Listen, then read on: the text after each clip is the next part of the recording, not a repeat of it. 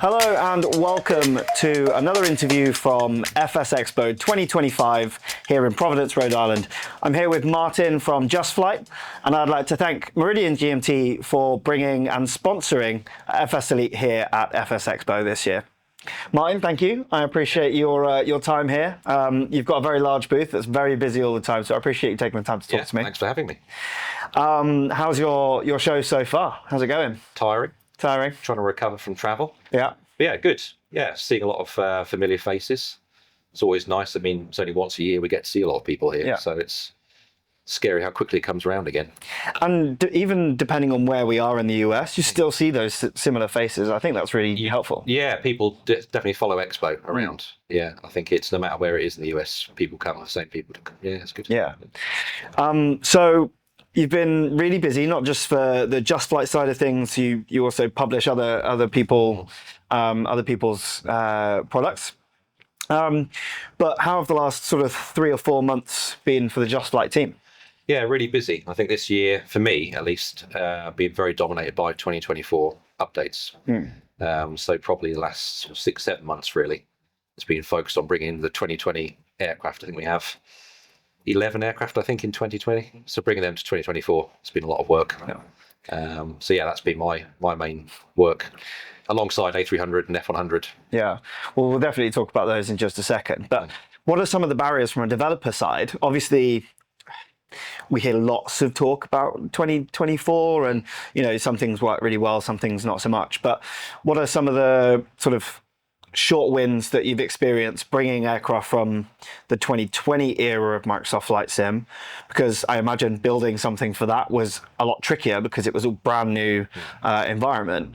What's the kind of some of the pain points, or has it been fairly straightforward for you? It's not been that bad, actually. I think for us, it's mainly a function of just the amount of content we've got to convert. If we'd have had 1 aircraft or 2, it wouldn't have been so bad. But 11, just by its nature, is lots of work. Yeah. And we've taken the opportunity to upgrade and improve those aircraft at the same time. So rather than just doing a straight port, we've added new stuff, new features in there, fixes. So that's taken lots of time. But yeah, I think I can't really identify one massive difficulty. Technical things like some changes to LOD systems, which required us to go back and rework artwork. But we are still in the phase where we're bringing the aircraft largely as they were in 2020 to 2024, rather than adding in brand new 2024 features like walk around, career mode, wipers. That's still to come. But yeah, no, I like 2024, and obviously it's been pretty controversial at times. But as a developer, I like it. It's quicker to develop for. Yes, it's had its bugs and issues, but I've been at Just Flight now for 20 years, I think, nearly. So I was around for the 2004 to FSX transition, and it's never been any different. It's always a bit of a tortured transition phase, and it's just the way it goes. So let's have a look at that 20-odd year time span. I remember when I first got into flight simulation, and Just Flight was certainly a household name for me. What's some of your favorite parts of your career at the business? Yeah, so I was a customer of Just Flight's for 5-10 years, and then I applied for a bit of summer work because they happened to be based around the corner from where I live. And then that went into tech support role, and then 20 years later I'm head of development, so it's kind of crazy really. But it's been great with loads of these shows, seen lots of real world aircraft, lots of great research trips. I've seen the transition from 2004 to FSX, P3D, XPlane 11, now back to Microsoft Flight Sim. It's and a lot of my colleagues I've worked with for the whole 20 years. I'm by no means the oldest one there. A lot of people have been there 25, 30 years. We're one of the oldest developers, I think. Yeah. So yeah, I really can't complain. For a job, it's great. Maybe a personal question, but what's been your favorite aircraft to replicate? The 146 probably, or the Hawk, just personal favourites. The Hawk is an aircraft that my dad worked on in real life. Right. So I'm literally simulating the one that he was hands-on with. That's always nice. Yeah. Yeah, 146 I think is one of my favourite types. Yeah. But a lot of our aircraft are picked because we have an interest in them. So, there's obviously plenty of A320s and 737s out there, and commercially they're the most appealing. But we always try and pick stuff that really appeals to us personally, sort of passion projects. Yeah. Is there anyone in the team have slightly bigger sway than others to make the next? Yeah, me. Yeah, yeah. Yeah, I get. No, it's always pretty diplomatic, really. Where the other thing that's a big driver for us is just getting access to real aircraft. So to do things to standard that we want to do with detail and recording the real sounds, you're constrained by the fact you've got to go to see the real aircraft, and that's hard. Trying to get hands on. Not so much with a UK military aircraft that's in a museum, but about 3 or 4 weeks ago, I went down to Toulouse for the second time to go and photograph the A300 there, just because we needed some more detail for the cabin, and we needed some more detail for our artist of the rivets on the upper wing. And that meant I had to spend 3 days going down to Toulouse to photograph it. So that's kind of where we're at, and taking photos of every label in the cabin.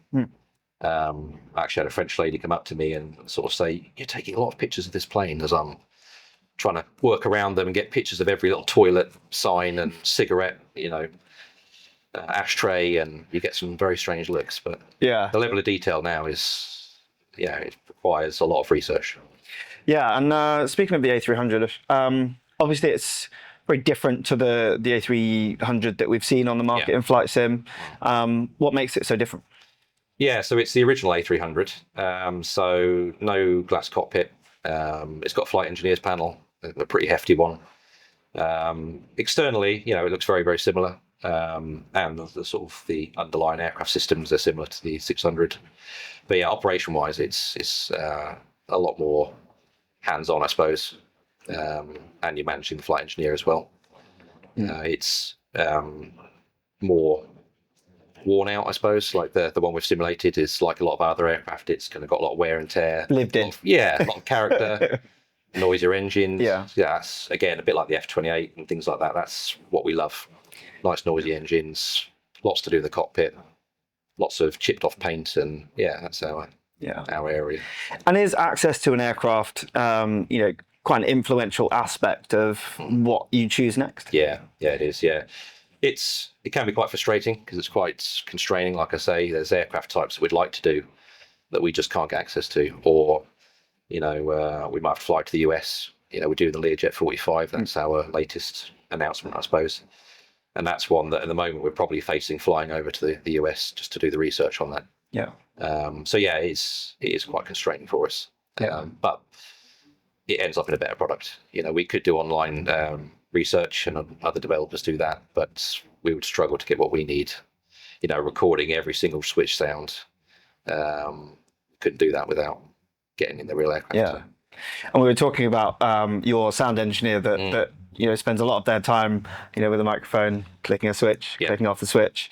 How much of that detail element has really changed for you, because you have the ability to do that and display all of that within Microsoft Flight Simulator? How has the simulator itself changed or made it easier for you to replicate something to a higher level? Yeah, much easier. I mean, going from P3D, FSX P3D to 2020 removed a lot of limitations we had. Much better sound system, lighting system. We were no longer limited to, like the Tornado, for example, we did in P3D. And you got the front and the rear cockpit, and there's about 1,000 switches in there or something. We painstakingly went through, modeled all those, animated those for P3D, then found that P3D had a 500 animation limit. So we had to go back in and strip them all back out again. There's none of that with 2020 and 2024. Yeah. So, which is great. But the downside is there's no longer the good old excuse of technical limitations. We can't do that. We can't do that. There really sort of isn't really any limitation. And that means you have to be a bit more disciplined then about, especially in a commercial environment, being sensible about what you do. And getting the communities to understand sometimes that while something is possible, there are limits to what we can realistically do. Flushing toilets and, all the fun stuff. Yes, yeah. We've got a functional coffee machine in a couple of our aircraft, and there really is no end to what you could do. But you've got to draw a line somewhere. But amazing. Well, before we get on with some more questions, let's have a look at one of our sponsors this year. We're Honeycomb Aeronautical. 2025 is shaping up to be our most exciting year yet, with bold new launches for the flight sim community. Discover more at flyhoneycomb.com. Well, thanks for sticking with us. I'm still here with Martyn from Just Flight. So, Martyn, we're talking about the BA 146. Thankfully, you've progressed and made it available for XPlane 12 users. Yeah. What else can we expect on this kind of cross-platform availability? There's lots more people, still using XPlane. The progression of XPlane has come along such a long way. Yeah. Is XPlane still one of your main focuses? Yeah, so we're lucky that we have our partner at Thranda. So it always has been the case that we do the Microsoft Flight Sim or P3D version, and then we hand over to those guys, and they do a lot of the work for the XPlane version. So yeah, we've already brought I'm trying to think how many now, maybe 8 or 9 aircraft to XPlane 12, mainly focused on the GA. So we've got the Archer 3 and Archer TX LX coming up for XPlane 12. The 152 and the DR400, I think. So that then wraps up bringing our existing GA aircraft across. And the bigger stuff, really, we're trying to assess the market. So the 146 was kind of a bit of a test for us, really. It wasn't a really extensive upgrade for XPlane 12. It was kind of bringing it across as it was in 11. Just try and gauge the market, because it's a bit of an unknown for us, really. Yeah. Trying to figure out if we can justify doing the bigger projects. We'd like to bring, the F28 and the RJ and everything else across to XPlane, but, there's got to be sufficient market for it. Yeah. So, and we have seen, a growth of XPlane again recently with some of the issues with 2024 have encouraged people to look at XPlane again. And like you say, there's been a lot of improvements to 12 lighting and scenery. And so, we hope that there is a viable market. We really want XPlane to be worth developing for. We've always liked having more than one sim. So yeah, we really hope that it's a viable market for us. Yeah. And the 146 has done well. So yeah. Well, that's good. That looks positive. Yeah. Yeah. Yeah, we're definitely in talks to look at things like the F28. Oh, fantastic. Yeah. And then thinking about developing for, say if you were looking at the 146, for example, have you seen the gap between developing an aircraft, the same aircraft for both sims, wider than, say, the P3D and XPlane days versus? No, not really. I don't think it's not really changed in any great fashion. In fact, it probably is maybe shrunk a little bit because XPlane's already got the sort of FMOD sound system, so they could already do more detailed sounds and more detailed textures. So yeah, it's probably actually come a bit closer together. But yeah, it's still a lot of work, obviously. There's no sort of ability to port stuff across. And And we spoke about some of the members in your team, but I think a lot of people were quite surprised that the Just Flight team isn't huge. Yeah, I mean, I think Just Flight itself has got maybe 28 employees. But then the wider development team, obviously work with freelancers, so maybe another sort of 15. Yeah, I mean, I don't know how we compare with other developers now, to be honest, but it's it's a fairly large team, but of course we have our train side as well. Yeah. So this weekend I really thought about the blend of, racing sims to flight sim and then trains to flight sim. And it's nice that, the majority of, well, not the majority, but there are so many developers for Flight Simulator that also do other things. And I think there's that blur between flight sim and other simulators is kind of getting a bit blurrier every year. Yeah, I think a lot of people are diversifying and trying to find other ways to make their sales. Yeah. But yeah, trains has always been a big part of our business. Not one that I'm personally involved in. Yeah. It's not my kind of forte, but yeah, I stick very much to the plane side. Yeah.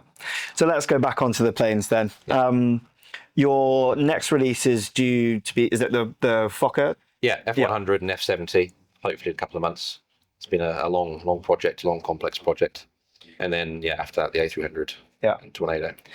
And then looking at the further timeline, have you got your eye on other aircraft that you're... We've got the Learjet 45, so that's obviously quite a long-term project. We'll also be doing bigger collaborations with Black Square. I don't know if Nick's mentioned that already, but working more closely with them on aircraft. So, we've got plenty coming up. I mean, it's been sort of 5 years of bringing stuff to 2020 and 2024. I sort of finally feel like we're kind of at the point now where we can draw a line under some of those really long-standing projects, and it'll be the first time we're really commissioning stuff purely with Microsoft Flight Sim in mind, which is kind of mad considering it's been sort of 5 years since it came out. But it almost seems like yesterday. yeah, but that's sort of bringing 10 aircraft, it's obviously taken a long time. So now we are looking at aircraft like the Learjet 45 actually was probably our first aircraft that we've commissioned with Microsoft Flight Sim in mind. Right. And obviously, it was a fairly iconic aircraft back in FSX and things like that. Yeah. So it's quite exciting now to think purely about that market.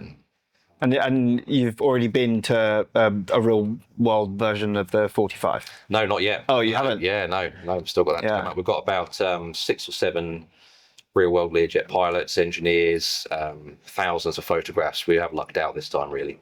We've got a guy that works for an engineering company in the US, so he can get pictures of every little bay, avionics bay, stuff that you just couldn't get on the internet. So that's sort of saved us so far. But I need to muster up the energy to fly over to US again and do that trip. Yeah. It always surprises me how comically small the cockpit is on the Learjet 45. It's a small plane. Yeah. I mean, the cabin is small as well. It's a compact business jet. But I've always wanted to do a business jet. It's something we've never done. And after doing a lot of airliners recently and PA-28, so I'm looking forward to doing something a bit different. Something different. And the Tornado. I'm looking forward to getting back to the Tornado. Yeah. Why the GR1? Again, that's a decision we made about 10 years ago, so I'm trying to remember. I think there was one in Duxford, so not far from where we are, near Cambridge in the UK. And again, it's a sort of noisy, dirty, beaten up plane. So it kind of appealed to us. I think back then, that was only the second aircraft that I was involved with developing. Wow. So fair to say we underestimated the amount of work involved in the Tornado. We did the Canberra PR9 first. That was the first one we ever did, and that was fairly manageable. We thought, how complex can a Tornado be? It would have been probably easier to do an airliner than a Tornado. So, but I'm looking forward to getting back to it. It's a bit of a break from airliners. Yeah. And then thinking blue sky thinking, is there an aircraft in the world that you haven't reproduced already that you'd love to get your hands on and start getting really up close and personal and make it into the sim? Well, I think a VC10 is the one that people keep saying, it fits in Just Flight's camp. There's a lot of aircraft I'd love to do personally that I just don't think are commercially viable. That's obviously a very boring answer, but commercial reality of running a business. VC10 is sort of on the edge of that a little bit. It's trying to find stuff that appeals to a US market as well. I mean, our market's very much dominated by UK and US. So, I mean, how many Americans have heard of a VC10? Probably not an awful lot.